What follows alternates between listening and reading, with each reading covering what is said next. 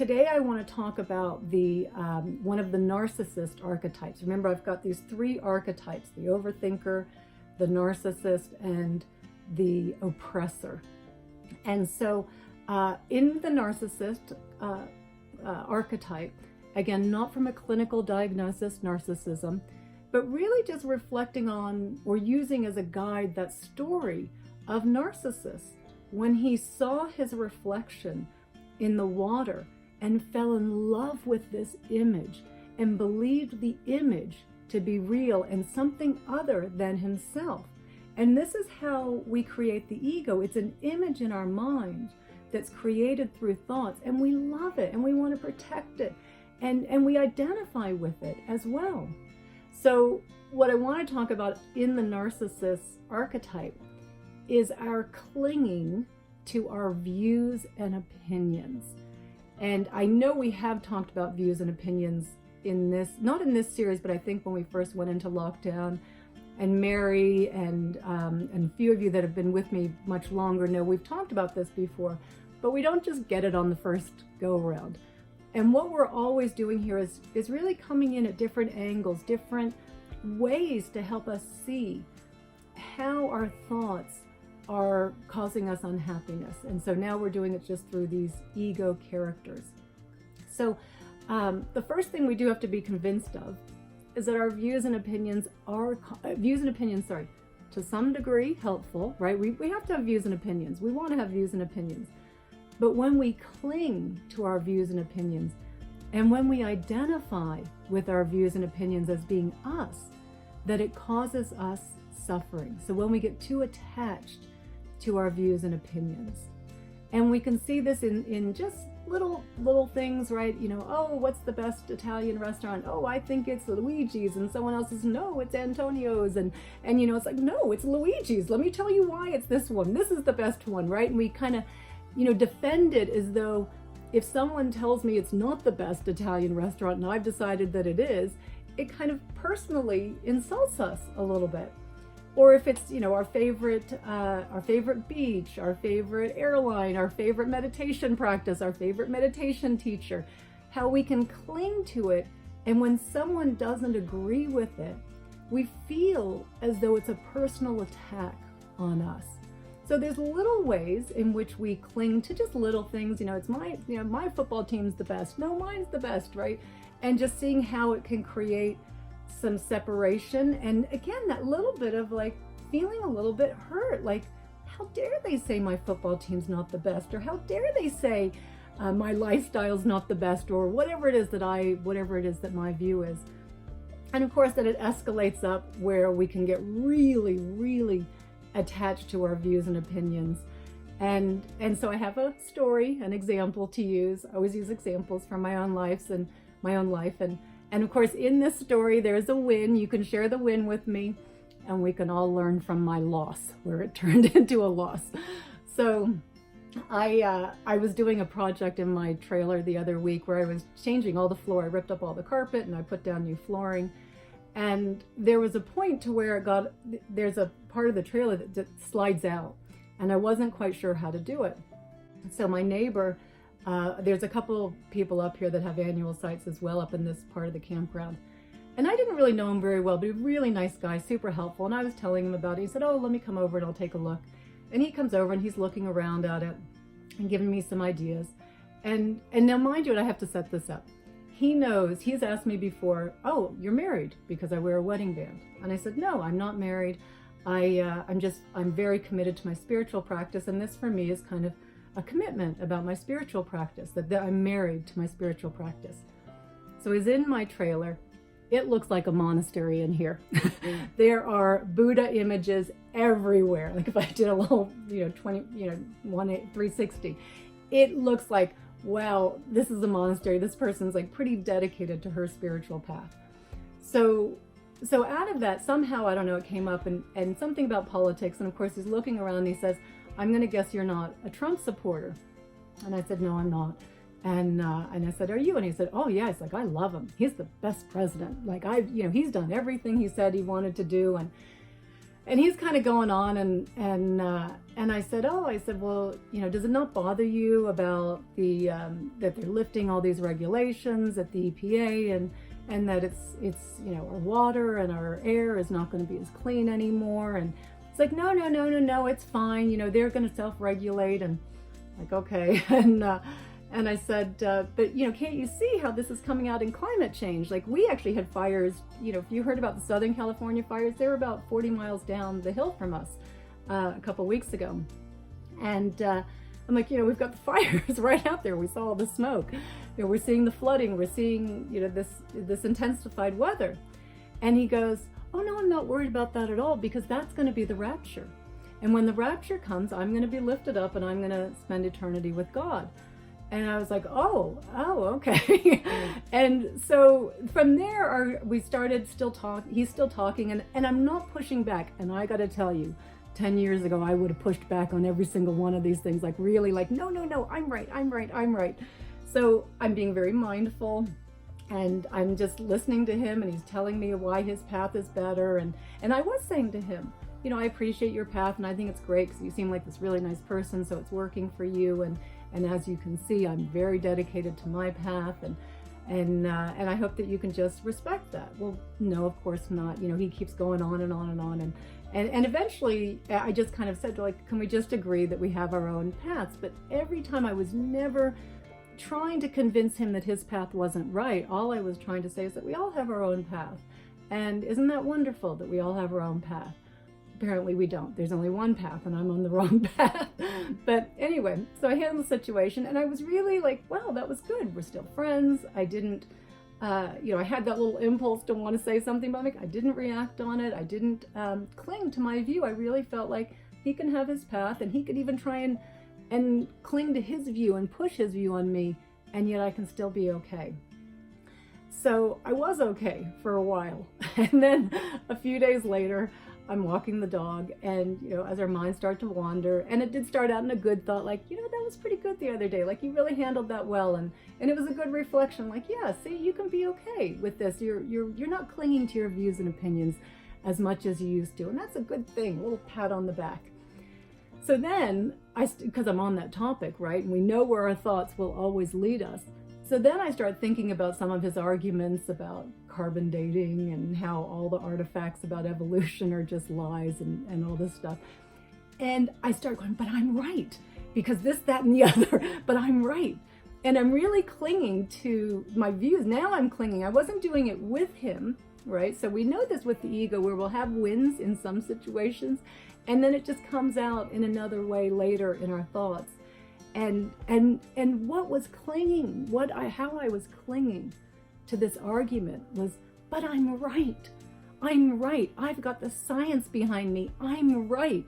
And I'm even in my mind thinking, I am going to say that to him, or I'm going to send him this. I'm like, no. And I keep kind of pulling myself back out of it.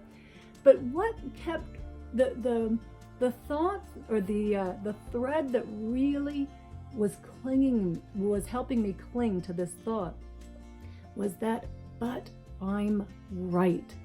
Those three simple words, but I'm right. And it kind of justifies this dialogue that I'm having in my head, and the reason that I'm having this conversation with myself, because I'm right? And it's like this dagger that we keep twisting in our heart, but I'm right, and I'm getting anxious and I'm getting upset. And likely if I had seen him on one of the trails at that moment, I probably would have said, I've changed my mind. We can't just agree to disagree. I've got to be right now.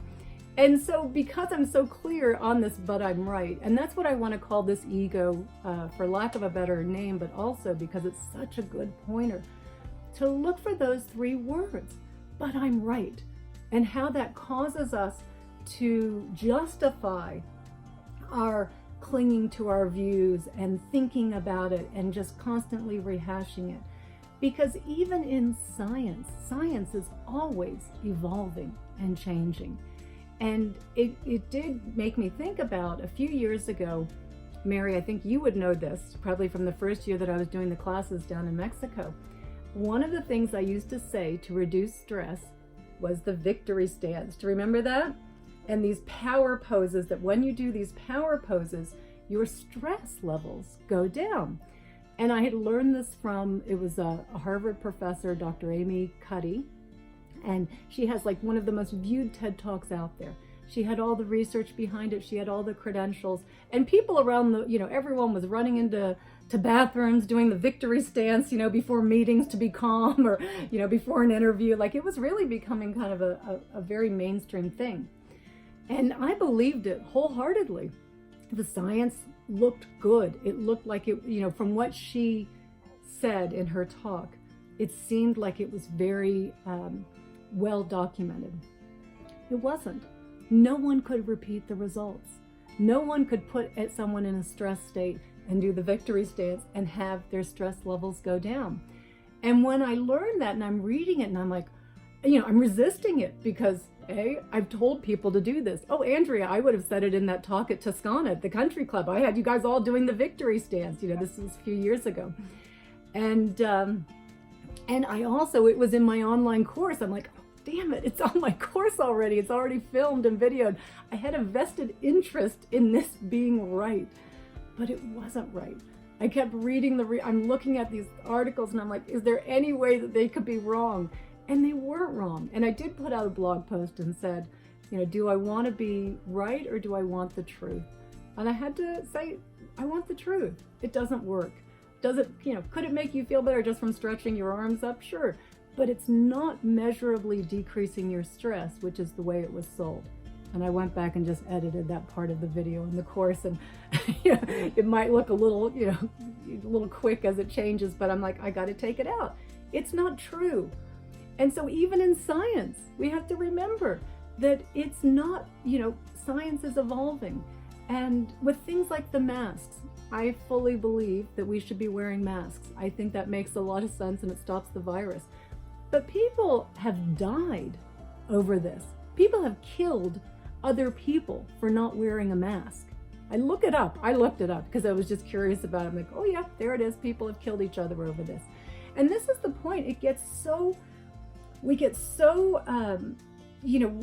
feel as though you not believing my views and opinions is such a personal attack on me that I'm so threatened, that I get so stressed about it. It feels like survival, that people will kill another person.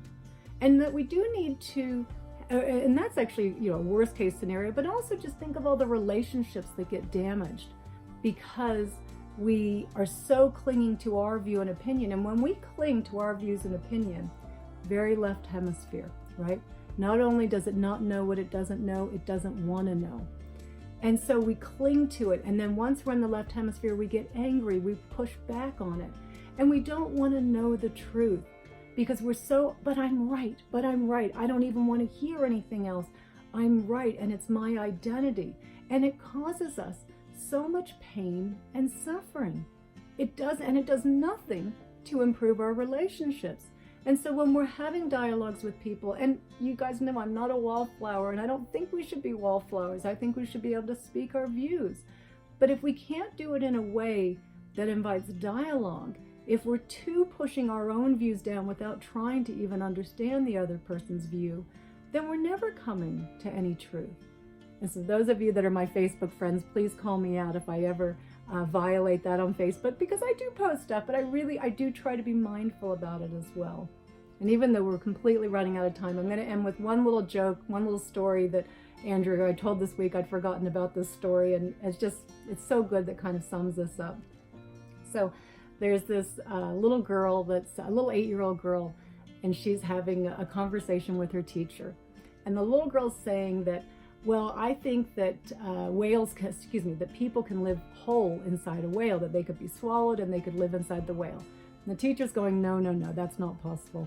And the little girl's adamant. She's like, no, they can. People can live inside of whales. And the teacher says, it's physically impossible. There's no way that someone could live inside of a whale. And the little girl says, but Jonah did it. Jonah lived inside the whale.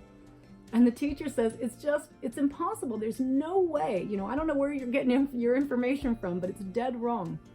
So the little girl says, well, when I get to heaven, I'm going to ask Jonah, and then I'll know if it's true or not. And so the teacher goes, well, what if Jonah went to hell? And the little girl replies, then you ask her. So we start to really start slinging mud at people just because they don't have the same view as us. And we do have to remember that we have been wrong. I have been wrong, right? I just gave you that example where it was a real public, like I was out telling everyone about the victory stance. And that TED Talk is still out, and they have not put one disclaimer on that. Or I should say, when I looked probably a couple years, they hadn't. Maybe they've changed it. But you know, we want to be able to evolve and grow and learn. And if we're just clinging to our own views, if we only talk with people that share our views, if we can't handle the slightest bit of criticism of our views, then that's a problem for us. And that's an ego character for us, clinging to our views and opinions. And the best that I can just call it right now is, but I'm right. But I'm right. Because for me, that's as soon as I see that argument, but I'm right, then I know, okay, I've lost it. I am completely clinging. I'm so attached to that view. I have been wrong before. This is not making me happy. It's not helping me to feel more compassion for that person or to think that I could even learn anything from that other person. You know, it's not helping me to grow in any way. It's not helping me to be peaceful. It's not helping me to be enlightened, right? I've created this little monastery in here for what? You know, to cling to my views? I mean, that makes no sense. So this is what I want us to be looking for this week. This is where we take this from the intellectual understanding of the theory, the theory here talking about it, down into that place of knowing.